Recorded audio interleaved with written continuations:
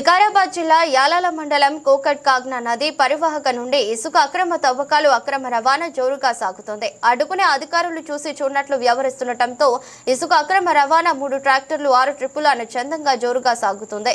సంబంధిత అధికారులు ఎవరూ లేకపోవడంతో ఇసుక మాఫియా ఆడిందే ఆట పాడిందే పాట అన్నట్టుగా వ్యవహరిస్తూ అక్రమ రవాణా చేస్తూ అక్రమార్జనకు పాల్పడుతున్నారు.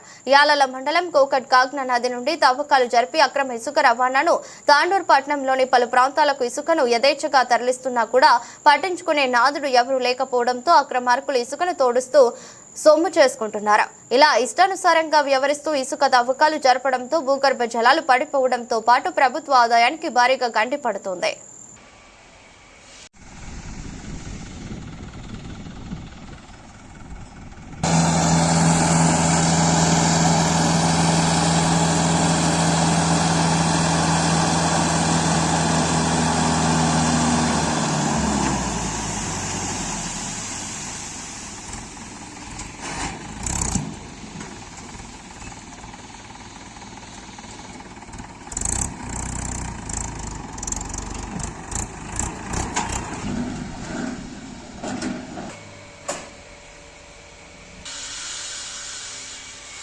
పర్మిషన్ ఉండేదానికి కొట్టిస్తున్నాం.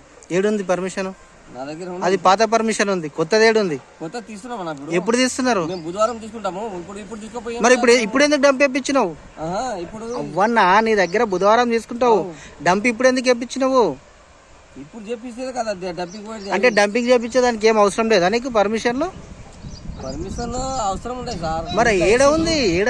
వేసిండు ఆల్రెడీ. రైట్.